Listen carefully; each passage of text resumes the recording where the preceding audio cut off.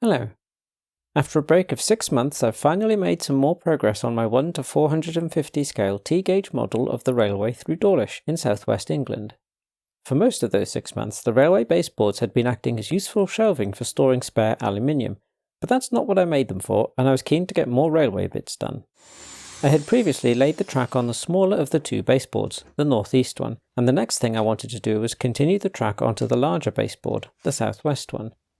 The very first thing to do was install bolts to hold the baseboards together firmly, and since I already had metal alignment dowels in place, this was pretty straightforward to do. The wing nuts on the bolts make them easy to tighten and loosen. Once the bolts were in place, the whole railway held together well as one unit. A large part of the land on the southwest baseboard will be below track level, which is why the track on the northeast baseboard is at a higher level. Where the baseboards join, the track needs to be held firmly and reliably in place. So with plan in hand, I worked out how far along I could use plywood at the level of the track, and measured a section to cut.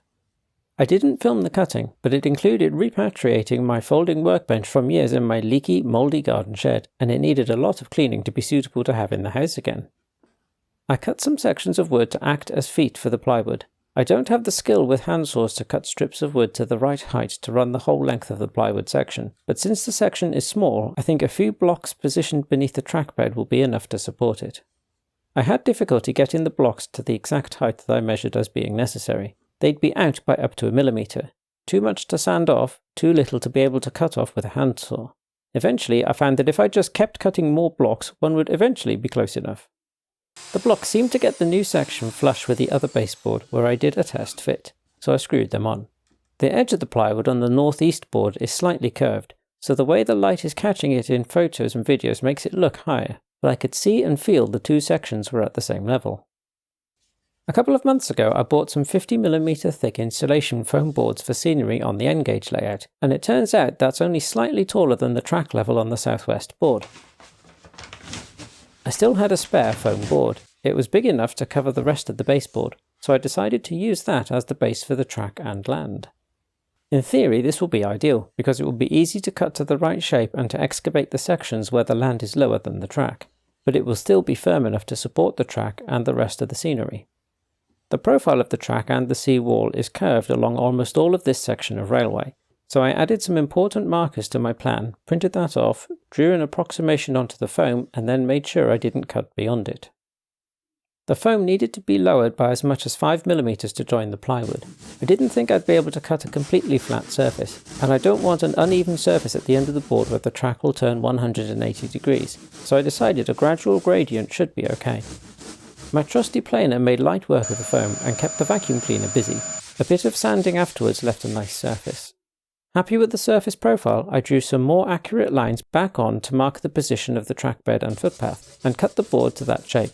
On the N-gauge railway, PVA glue seems to have stuck the foam reliably, so I applied plenty here, stuck the foam, weighed it down and left it to dry overnight.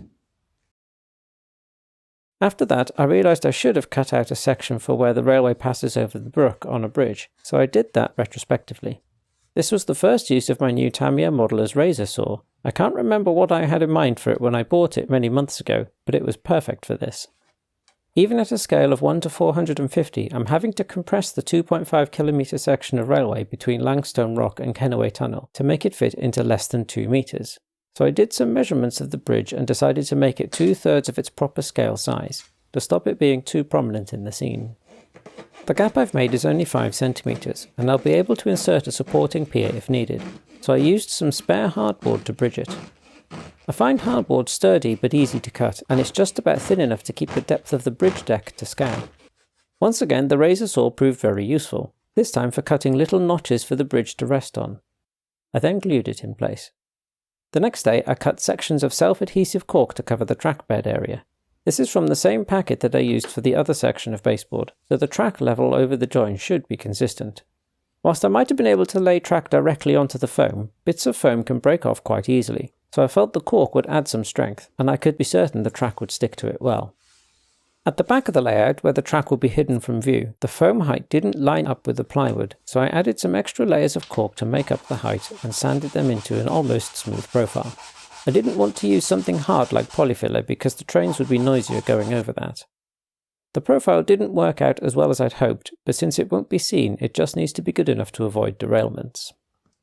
At the front of the layout, I bent a piece of track into the alignment that I wanted, then trimmed the excess rail at the end that will join the other baseboard.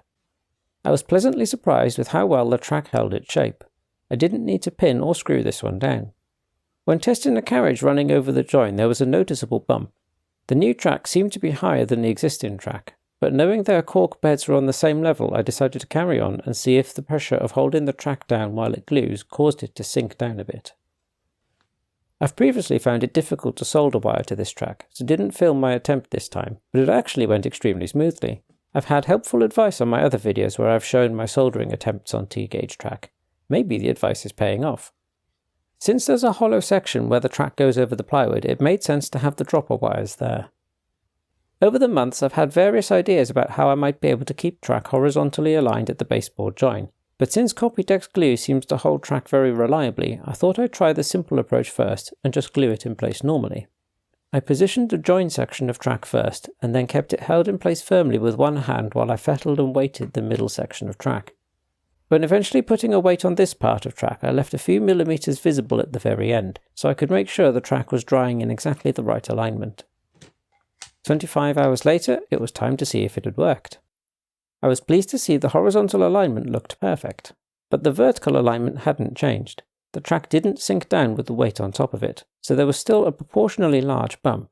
It didn't feel or look too bad to me because in absolute terms it's only a fraction of a millimeter, but looking at these photos later on really highlights how proportionally big that bump is. I was able to gently push the coaches over the join without them derailing or coming into big resistance.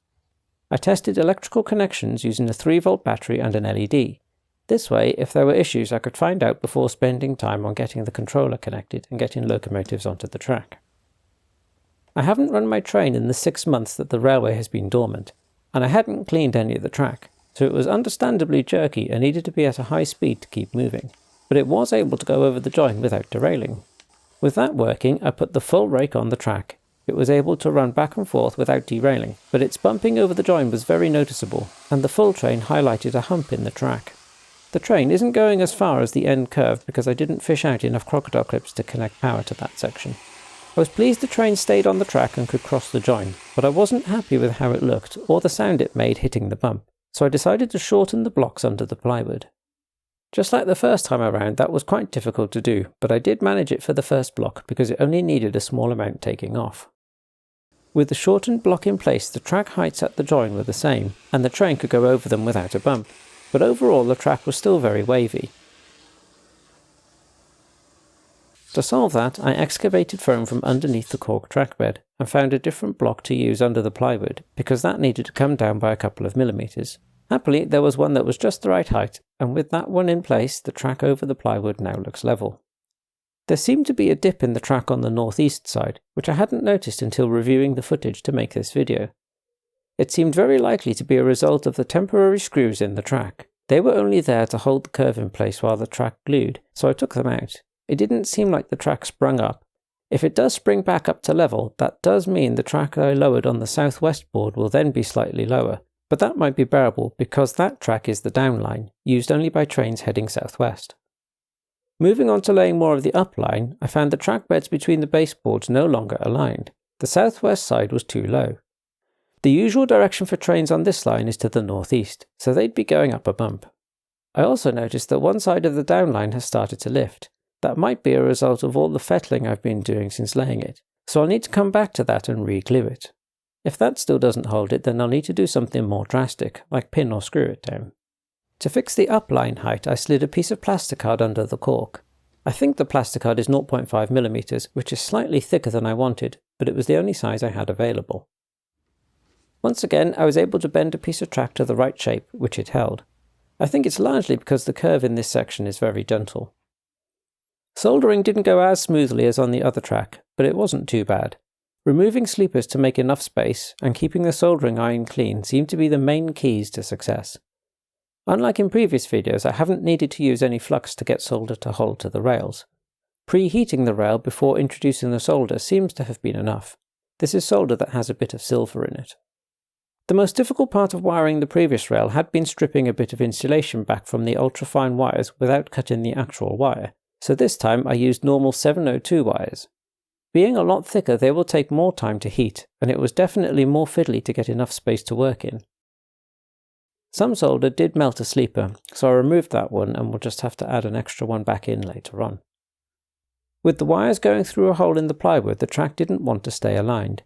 I tried enlarging the hole for the wires, but they still made the track want to spring away from the right position, so I decided to make myself a little track aligner.